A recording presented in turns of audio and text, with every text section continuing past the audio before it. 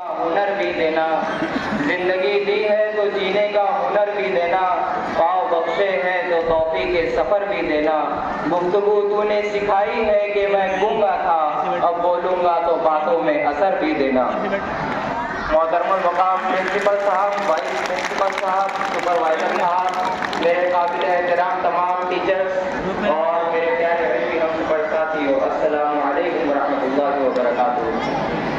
सबसे पहले आज के तकरीब जिस उन्वान पर मुनक्किद की गई है मैं उसकी गर्ज वाइज आपको बताता चलूँ। डॉक्टर सर्वपल्ली राधाकृष्णन जी, जिनका जन्म आज ही के दिन 5 सितंबर सन 1888 ईस्वी को मद्रास में हुआ।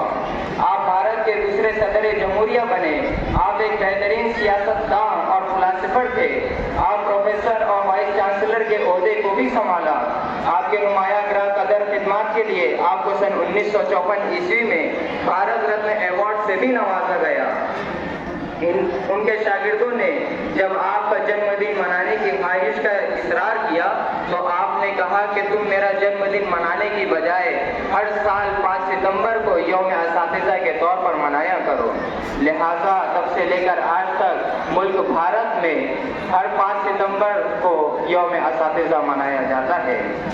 कितनी मोहब्बतों से पहला सबक पढ़ाया, कितनी मोहब्बतों से पहला सबक पढ़ाया, मैं कुछ न जानता था सब कुछ मुझे सिखाया, पहुंचा दिया फलक तक उस्ताद ने यहाँ से, वाकिफ न था जरा भी इतने बड़े जहां से।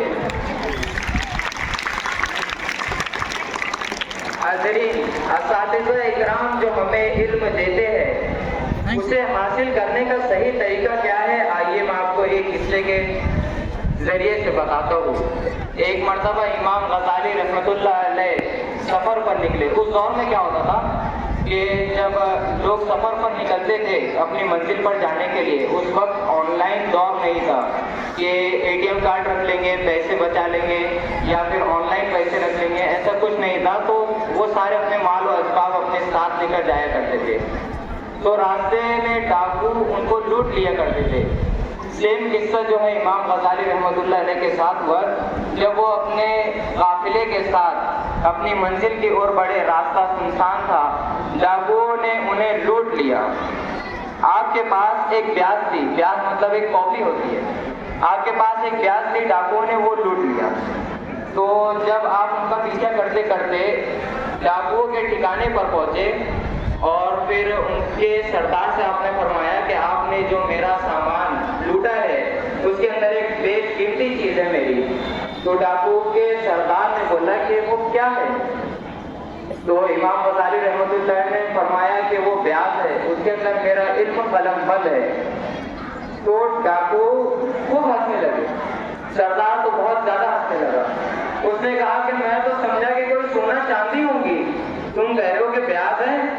तो इमाम गज़ाली रहमतुल्लाह अलैह ने फरमाया कि वो ब्याज ही मेरे लिए सब कुछ है। मैंने आज तक जितना भी इल्म हासिल किया मैंने उस ब्याज के अंदर सारा कलम बंद करके रखा है।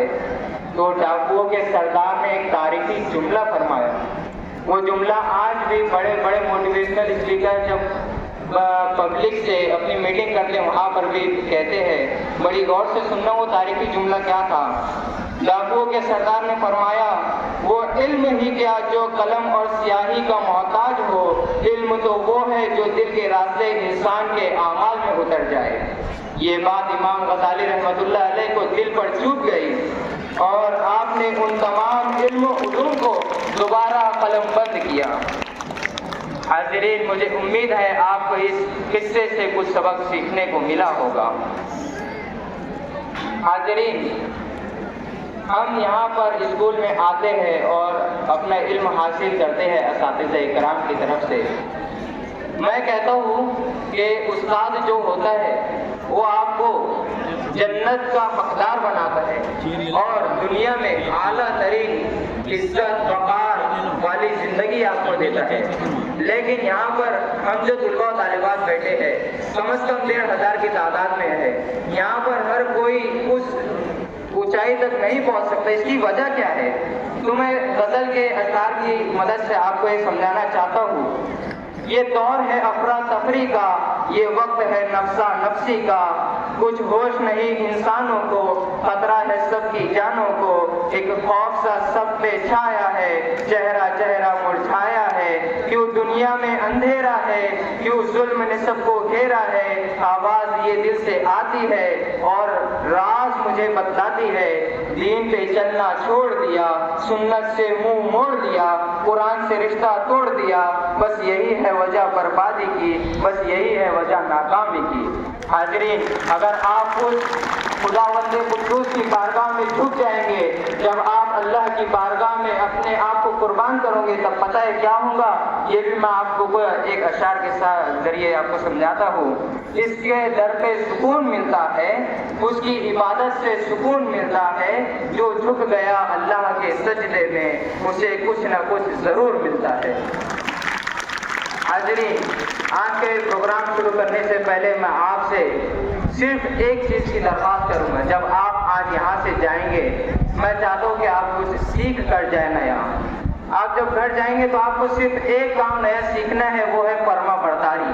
کن لوگوں کی؟ دو لوگوں کی، ایک آپ کے والدین، دوسرے آپ کے ماں باپ، ایک آپ کے والدین اور دوسرے آپ کے اساتذہ۔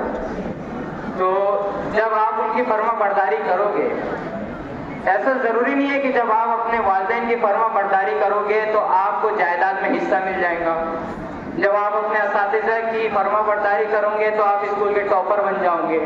ہوتا ہے آپ ان کے فرما بردار ہوتے ہو، لیکن اللہ تعالیٰ آپ کی تقدیر لکھ چکا ہے۔ لیکن یقین مانو، اگر آپ ان کے فرما بردار رہو گے، ان دونوں کے، آپ کے والدین اور اساتذہ، تو کل جنت میں آپ کو ٹاپ کی جنت ضرور ملیں گی۔